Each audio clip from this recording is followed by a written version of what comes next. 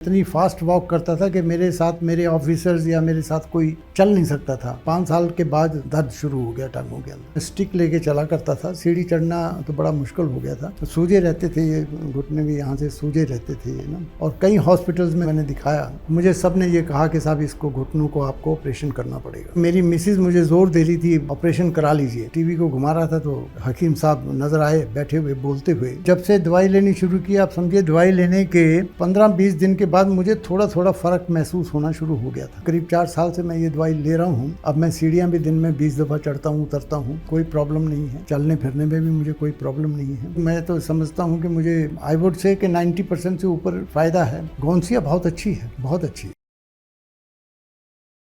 यह कहानी है एक असाधारण व्यक्ति की जो हमारे देश की सेवा में समर्पित रहा है। ये हैं 80 साल के सुरेंद्र सिंह कुशवाहा, जो बीएसएफ में आईजी रह चुके हैं। अपने जीवन के एक महत्वपूर्ण मोड़ पर खड़े हैं। उनका जीवन केवल एक अनुशासित सिपाही की कहानी नहीं था, बल्कि ये एक प्रेरणादायक यात्रा थी जिसमें उन्होंने अपने देश की सेवा की और अब बच्चों के भविष्य को संवारने में लगे हैं। सुरेंद्र जी ने 1963 में राजपुताना राइफल्स में कैप्टन के रूप में अपनी सेवा शुरू की। जब भारत में बीएसएफ का गठन हुआ तो उन्हें इस बल में स्थानांतरित किया गया। 1975 में मिजोरम में उग्रवाद की समस्या बढ़ी और उन्होंने वहां assistant inspector general of police के रूप में कार्य किया। उस समय की प्रधानमंत्री इंदिरा गांधी ने उन्हें इस महत्वपूर्ण पद पर नियुक्त किया था। उन्होंने 5 वर्षों तक मिजोरम में कठिनाइयों का सामना किया और इसके बाद बीएसएफ में वापस लौट आए। 2004 में इन्होंने बीएसएफ से आईजी के पद से रिटायरमेंट ली।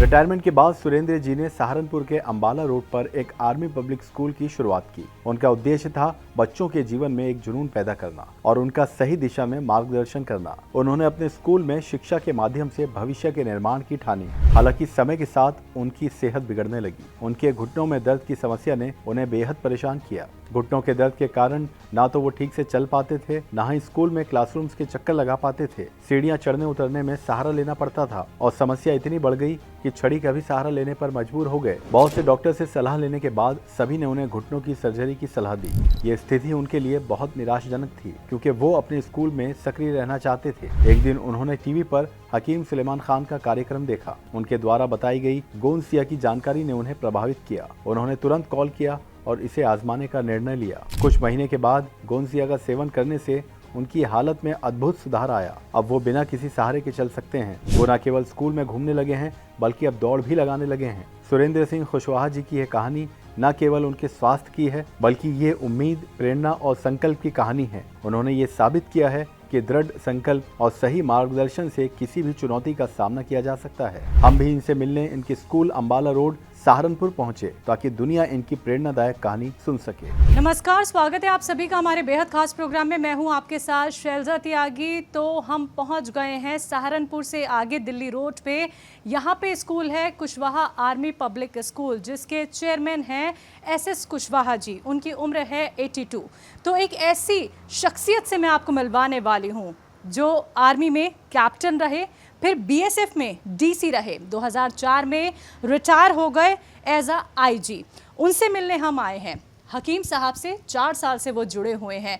घुटनों में इतनी तकलीफ थी उनको कि ये स्कूल जो वो संभाल रहे हैं, राउंड लगाना उनके लिए मुश्किल हो गया था। वो स्टिक के सहारे सीढ़ियाँ चढ़ते थे, उतरते थे, यानी कितनी तकलीफ में वो रहे हैं। और हकीम साहब के गोंसिया के इस्तेमाल के बाद उन्हें कितना आराम मिला है, यही जानने और उनकी कहानी सच्ची आपको दिखाने मैं उनके स्कूल के पास आ गई हूँ। यही वो एंट्रेंस है जहाँ पे हम कुशवाहा जी से मिलेंगे और आज की कहानी हम जानेंगे उनसे, उन्हीं की जुबानी। तो चलिए मेरे साथ।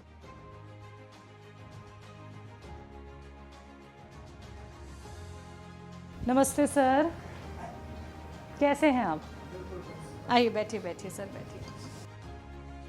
तो दर्शकों, मैं बैठी हूँ कुशवाहा आर्मी पब्लिक स्कूल के चेयरमैन एसएस कुशवाहा सर के साथ। तो उनसे हम खास बातचीत करेंगे और उनकी ज़िंदगी से जुड़ी तमाम बातें आप तक भी पहुंचाएंगे। बहुत बहुत शुक्रिया सबसे पहले तो सर, अपना वक्त हमें देने के लिए। ये हमारा सौभाग्य है कि आपसे मिलने का हमें वक्त मिला है। सर, आपसे मैं सवाल करना चाहूँगी। सबसे पहले तो आपकी ज़िंदगी से जुड़े हुए एक लंबा वक्त आपने आर्मी में गुजारा है, तो वहीं से ही मैं शुरुआत करूँगी।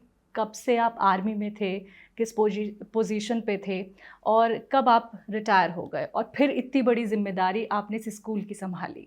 मैंने 63 में कमीशन लिया था, 1963 में राजपूताना राइफल्स में। उसके बाद में एज ए लेफ्टिनेंट, फिर जब हम कैप्टन थे उसके बाद हमें बीएसएफ रेज करने का मौका मिला।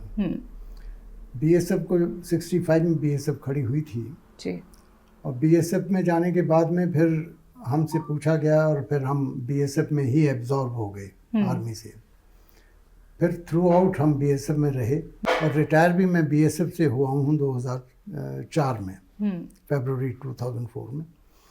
इसके बीच में मिज़ोरम में 1975 में आईजी, डीआईजी, एसपी और गवर्नर, इनको मिलिटेंट्स ने गोली मारी थी जी। जिसमें आईजी, डीआईजी, एसपी की तो डेथ हो गई थी और गवर्नर साहब बच गए थे लेकिन वो शिफ्ट हो गए थे दिल्ली। फिर 5 साल हमें वहाँ सर्विस करने का मौका मिला जी। पर्सनली हमारे नाम सेलेक्ट किए गए बाय मिसेस इंदिरा गांधी और मुझे वहाँ पे पोस्ट किया एआईजी पुलिस जी। और ब्रिगेडियर रंधावा और इसी तरीके से बाहर से हम 5-6 आदमी आए जिन्होंने पुलिस की कमांड वहाँ संभाली।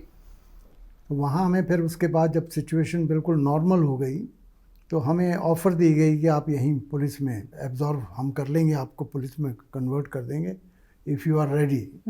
वो उसके लिए हम तैयार नहीं हुए क्योंकि मिज़ोरम एक बिल्कुल किनारे पे और फिर कोई बात नहीं, हमारा पर्पस सॉल्व हो गया। फिर हम वापस रिवर्ट कर गए बीएसएफ में जी। तो 2004 में फिर आई रिटायर्ड एज आईजी के रैंक से मैं रिटायर हुआ हूँ बीएसएफ से।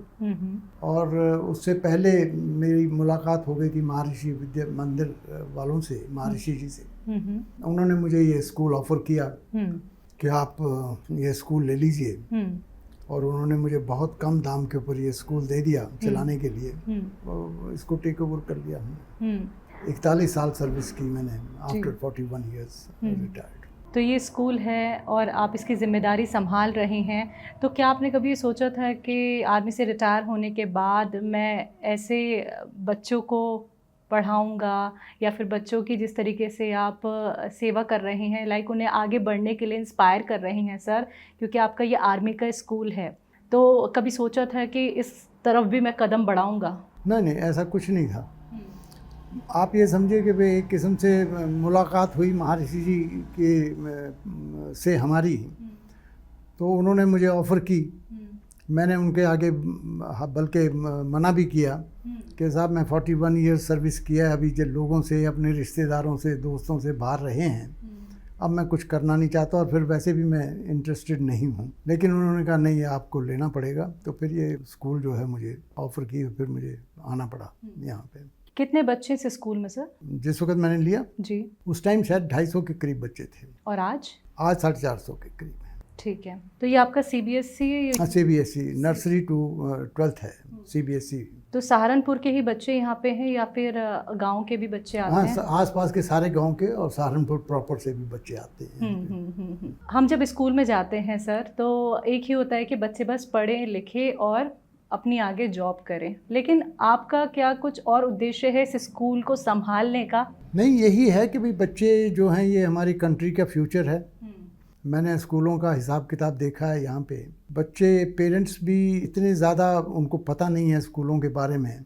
वो ये समझते हैं हमने अपने बच्चों को स्कूल में डाल दिया, हमारी ड्यूटी ख़त्म हो गई। जबकि ये है कि भाई स्कूल की जिम्मेवारी ये है कि भाई बच्चे का पता करें कि भाई वो किस लाइन में जाना चाहता है और उसको उसी लाइन में लेके चलें। अच्छे संस्कार दें बच्चों को, एटिकेट्स दें और जिस लाइन में वो जाना चाहता है उसकी वो मदद करके उसको वहाँ तक पहुँचाएँ। आपने 41 साल देश की सेवा में गुजारे, कैसा रहा आपका आर्मी का वो पूरा सफ़र सर? बड़ा सक्सेसफुल रहा, मुझे बड़ी सेटिस्फेक्शन है।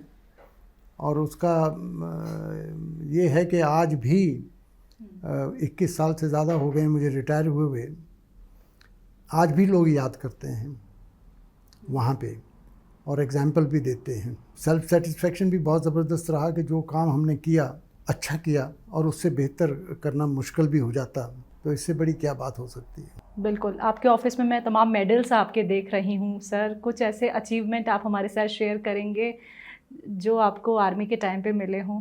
अब अचीवमेंट्स तो बहुत हैं, अब आपको क्या किस तरीके का अचीवमेंट आप देखना चाहेंगे, पूछना चाहेंगे। सबसे पहले तो हम जब आर्मी में थे उस टाइम पे ये लड़ाई के दौरान, क्योंकि एज भी मेरी काफ़ी हो गई है, थोड़ा भूलने लगा हूँ मैं।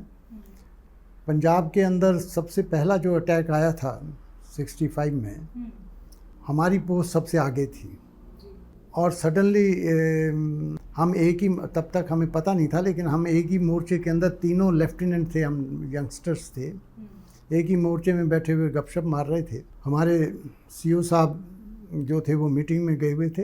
बाई चांस ही उनको वहाँ मीटिंग में ही खबर मिली कि पाकिस्तान के टैंक्स जो हैं वो एडवांस कर रहे हैं और उन्होंने ये प्रोग्राम बना रखा है कि पोस्ट को रन ओवर करके सीधा दिल्ली जाएंगे। उसको लेके जब वो आए, उन्होंने हमें तीनों को देखा एक ही टैंक में, एक ही ट्रेंच में बैठे हुए। तो पहले तो उन्होंने हमें शाउट करके गाली दी कि आप तीनों बैठे हुए भागो अपने अपने मोर्चे में, एक साथ क्यों बैठे हुए हैं, क्योंकि लड़ाई के अंदर इकट्ठा बैठना ठीक नहीं होता। जैसे ही हम अब वहाँ से निकल के अपने अपने मोर्चे में भागे हैं जी, एंड सडनली एक गोला उसी मोर्चे में गिरा है और वो जो एक ऑफिसर वहाँ रह गया था वो ख़त्म हो गया, उड़ गया वहाँ से। उसके बाद में फिर वो हमारे जो सीओ साहब थे, जब उन्होंने देखा कि टैंक्स आ रहे हैं और कोई चारा नहीं था क्योंकि हमारे टैंक्स बहुत पीछे थे, तो उन्होंने आके जो बगल में हमारे नहर चल रही थी उनके मुंडेर या साइड्स होती हैं वो तुड़वाई, खेतों में पानी भर गया और वो सारे टैंक्स जो हैं पाकिस्तान के उसमें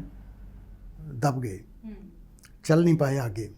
उसके बाद तब तक हमारे टैंक्स भी आ गए थे, उन्होंने उसके ऊपर फायरिंग वगैरह की तो वो लोग छोड़ के भाग गए सारे के सारे टैंक। पता नहीं आप लोगों को याद होगा या नहीं, उसको टैंक नगर कहना शुरू कर दिया था और वो सारे के सारे टैंक जो हैं इकट्ठे करके एक साइड के ऊपर फिर इंडिया ने उनको रखा। तो ये उपलब्धियां ऐसी बहुत हुई हैं क्योंकि 41 इयर्स की सर्विस बहुत लंबी सर्विस हो जाती है, तो कई ऐसे मौके मिल रहे हैं मिलिटेंसी के, लड़ाई के चलते रहे। आपकी थोड़ी फैमिली बैकग्राउंड को लेके मैं बात करना चाहूँगी सर। फैमिली में कौन कौन है? बस मेरी 2 लड़कियां, लड़का है और एक लड़की है मेरी। लड़का मेरा रिटायर हुआ है अभी कर्नल के रैंक से, वो यहीं है, और लड़की जो है मेरी शी इज़ मैरिड और दिल्ली के अंदर सेटल्ड है। उसके भी 2 बच्चे हैं और मेरे जो हैं 2 पोते हैं, एक डॉक्टर है, एक वकील है। ठीक है, अब आपकी परेशानी पे आ जाते हैं सर हम। हकीम साहब से आपका जुड़ना कैसे हुआ? मैंने हकीम साहब को टीवी पे देखा था।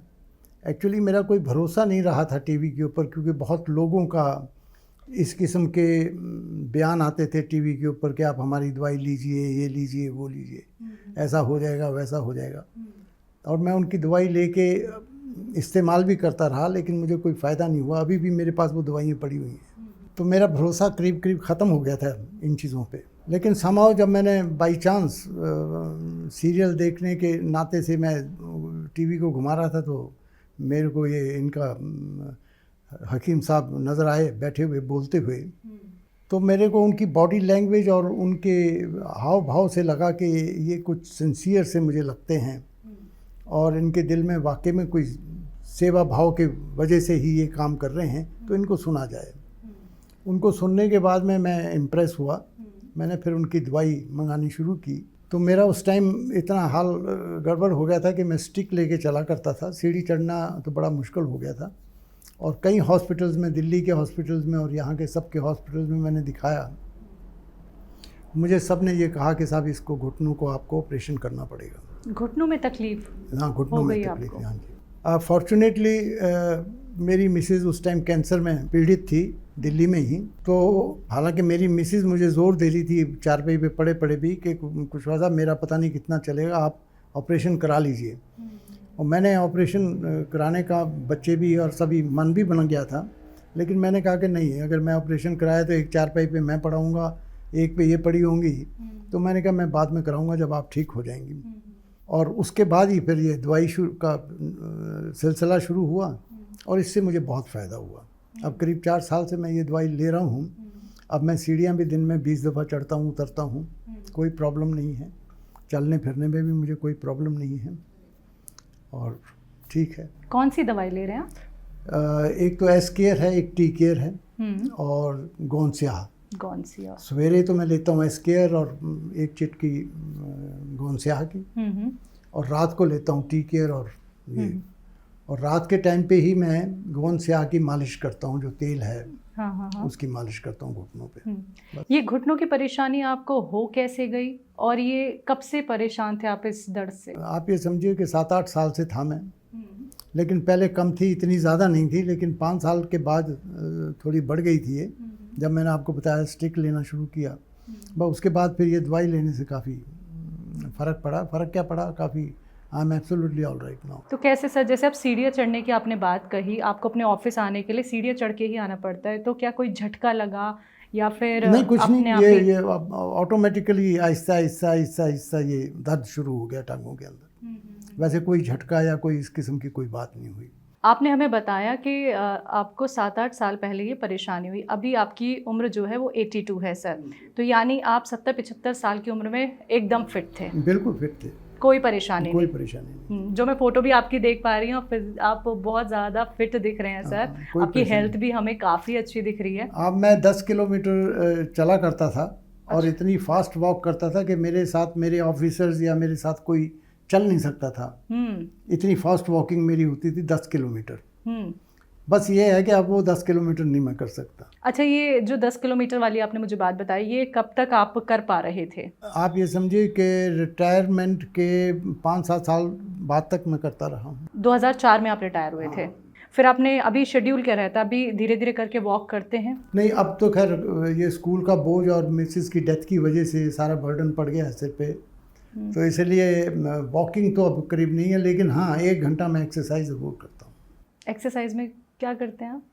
मैं बॉडी के हर अंग की एक्सरसाइज करता हूँ, मुंह से लेके, आँखों से लेके, बाजू से लेके, टांग से लेके, पेट से लेके, पूरी एक्सरसाइजेज करता हूँ। और घुटनों की भी एक्सरसाइजेज हैं जो मेरे को बताई हुई हैं, वो भी किसी संत ने बताई थी, वो एक्सरसाइजेज भी मैं लगातार करता हूँ। डेली रूटीन में ये हाँ, एक्सरसाइज रूटीन में, आपकी? डेली। सर, जो एक्सरसाइज आपने हमें बताई है उसके बारे में तो हम जानेंगे भी और वो एक्सरसाइज आपसे हम कराएंगे भी, लेकिन ये बताइए गौनसिया के बारे में कभी जानकारी थी या पहली बार देखा आपने? नहीं, मुझे कभी जानकारी नहीं थी, बल्कि हकीम साहब ने अपने प्रवचन में ये कई दफ़ा कहा है कि ये गौनसिया जो है थोड़ी महंगी है, आप लोकल भी ले सकते हैं, लेकिन ये डुप्लीकेट ज़्यादा मिलती है, उसको ध्यान से लेना है।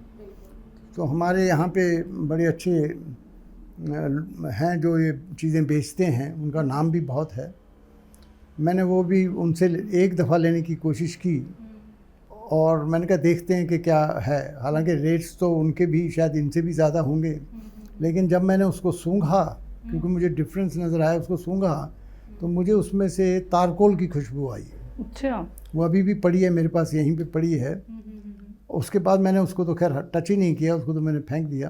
फिर अब मैं डायरेक्ट ही आप ही लोगों से वहाँ से ये चीज़ें मंगाता हूँ। 4 साल से हाँ जी, आप दवाई ले रहे हैं हकीम साहब की? हाँ जी। कितना % आराम मानूं सर मैं आपके घुटनों में? नहीं, बस ये मैं तो ये कहूँगा कि भाई ये एज की वजह से अगर थोड़ी बहुत ही दिक्कत है या क्या है, अदरवाइज़ मैं तो समझता हूँ कि मुझे आई वुड से कि 90% से ऊपर फ़ायदा है। कुशवाहा सर, जब आपको घुटनों की परेशानी शुरू हो गई थी तो देखिए स्कूल में आपके काफ़ी काम हैं, आपको क्लासेस के चक्कर लगाने होंगे, आपकी डेली की मीटिंग्स होती होंगी टीचर्स के साथ, और सीढ़ियाँ भी काफ़ी आपको चढ़नी होती होगी, तो कैसे आपका पूरा शेड्यूल ये बिगड़ गया था? क्या काम आप नहीं कर पा रहे थे? नहीं, स्कूल में घूमना बंद हो गया था बिल्कुल ही। कोई मीटिंग होती थी तो या किसी को प्रिंसिपल को बुलाना है तो अपने ऑफिस में ही बुला के मैं उनको बता दिया करता था।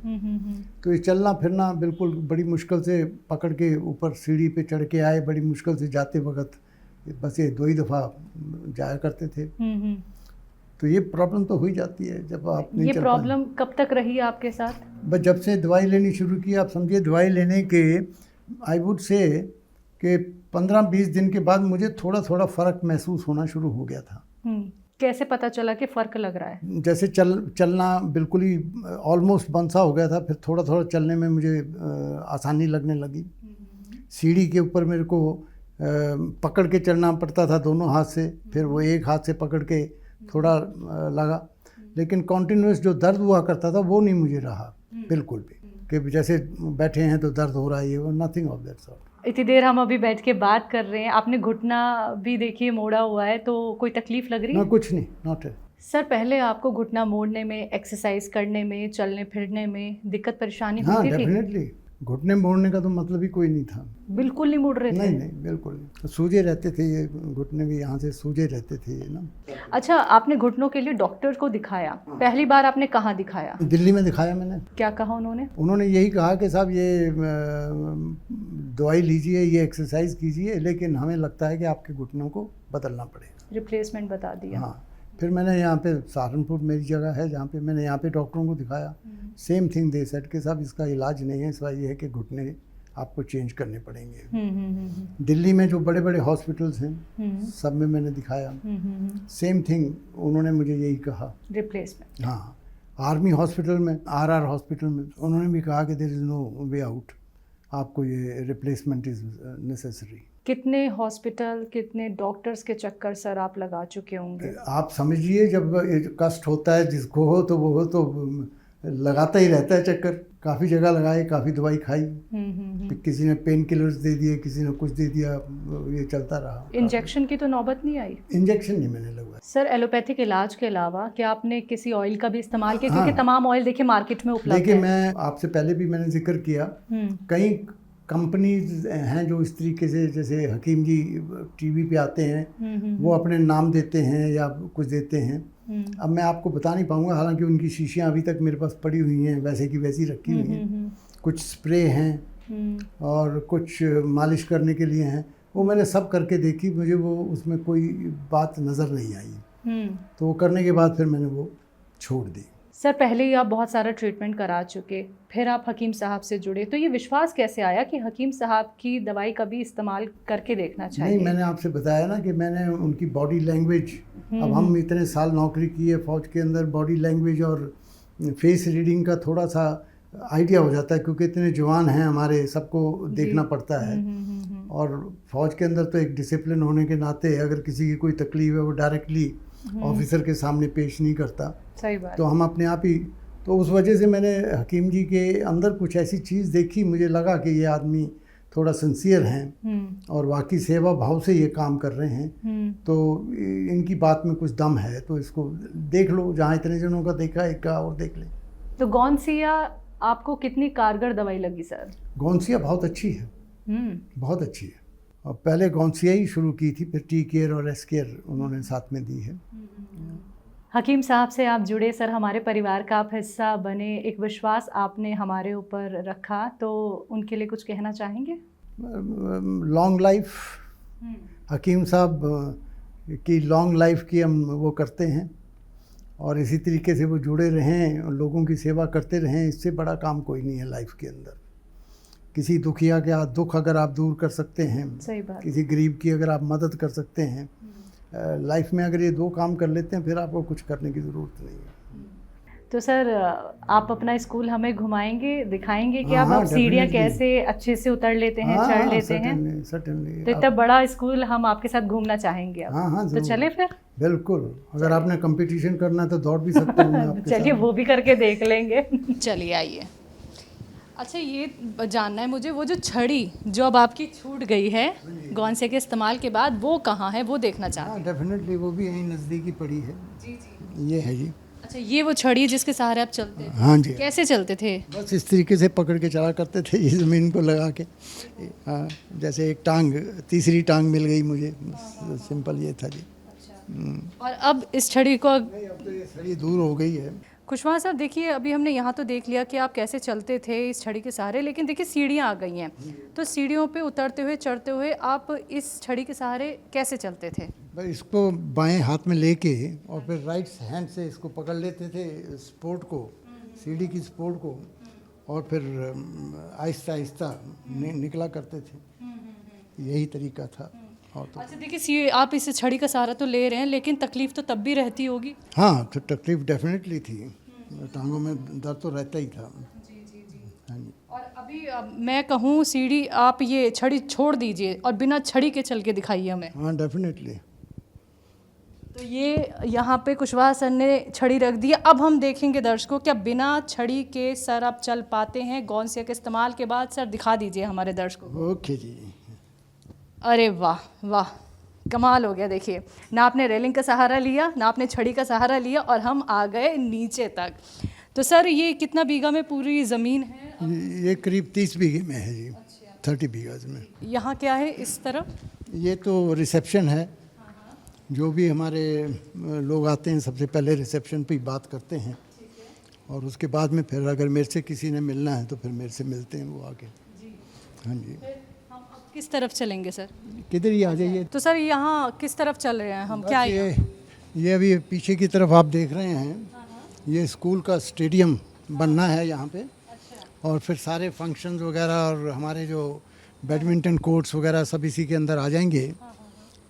और ये दोनों साइड के ऊपर जो आप देख रहे हैं ये सब क्लासेज हैं। उधर लैब्स हैं हमारी, साइंस लैब्स हैं, बायोलॉजी की, केमिस्ट्री की, फिजिक्स की, सब वो लैब्स हैं उस साइड पे। हाँ जी। तो यानी तैयारी चल रही है अभी? हाँ, पूरी तैयारी चल रही है जी। तो उस तरफ लैब है। और तो यहाँ पे आपके काफ़ी चक्कर लग जाते होंगे? बिल्कुल, डेफिनेटली। और चक्कर लगने ही पड़ते हैं जब बच्चे आ रहे हैं और प्रैक्टिकल्स करने हैं तो फिर लगाना ही पड़ता है चक्कर। सर चलने में कितनी तकलीफ होती थी आपको पहले?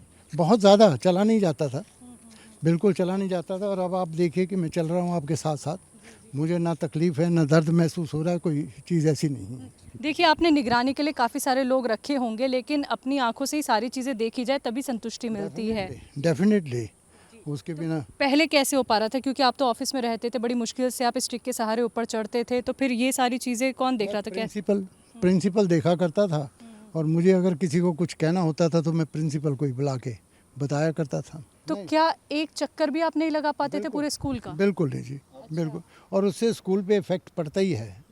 आप समझते ही हैं कि अगर if you want to go to heaven you have to die yourself.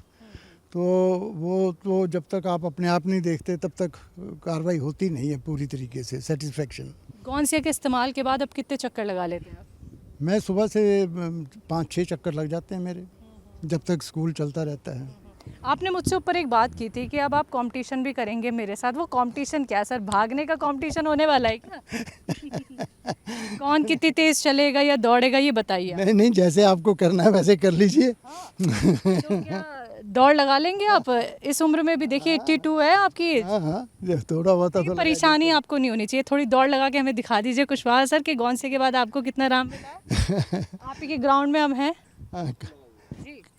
आपके साथ साथ मैं भी भागती हूँ ना। आइए, तेज चलेंगे तो मैं तेज भी चलूंगी। आइए तेज चलते हैं। हाँ जी, चलिए। तो देखिए, कुशवाहा सर ने बोला था कि वो मुझे हरा देंगे। मैं देखना चाहती हूँ कि हम कितने चक्कर 33 लगा लेते हैं।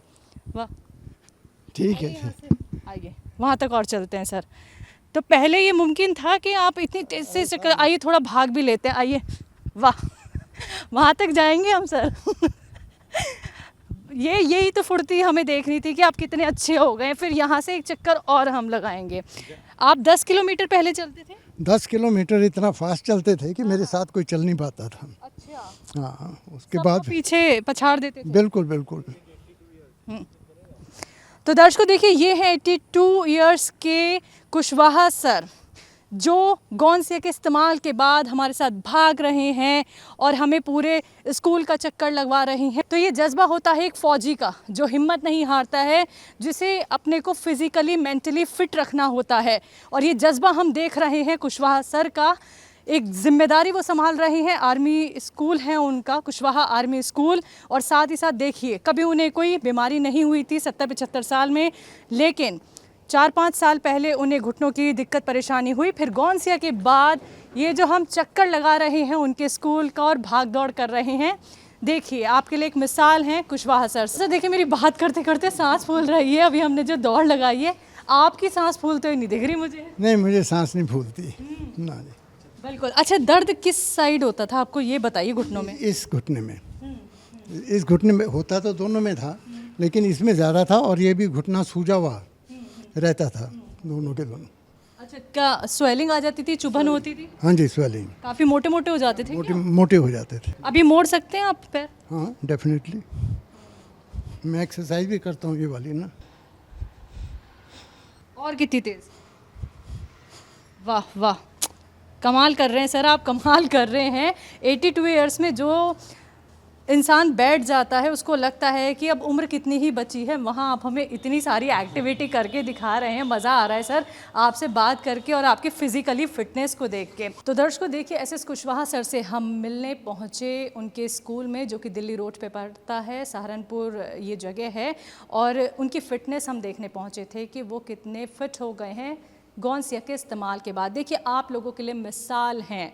82 इयर्स कम उम्र नहीं है, समझिए आप। जहाँ पे इंसान 40-45 साल की उम्र में थक जाता है, परेशान हो जाता है ज़रा सी बीमारी को लेके, वहाँ उन्होंने देखिए घुटने की परेशानी में राहत पाई है, और जो राहत उनको मिली है और हमने जो देखा है, वाकई में सर सैल्यूट है आपको कि आपके अंदर इतना जज्बा, इतना हौसला, इतनी ताकत देख के सर बहुत अच्छा लगा। आपने अपना वक्त हमें दिया और हमारे ज़रिए आपसे और लोग इंस्पायर होंगे, आपको देखेंगे, और वो भी क्या ऐसे ही ठीक आपकी तरह रह सकते हैं इस उम्र में जाके।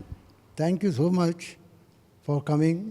और बाकी डेफिनेटली अगर ठीक लोगों के साथ में उनका मुलाकात होती रहेगी और उनके बातों के ऊपर दवाई लेके असर करते रहेंगे, जैसे कि अपने हकीम साहब का है, तो डेफिनेटली वो फिट रह सकते हैं, क्यों नहीं रह सकते।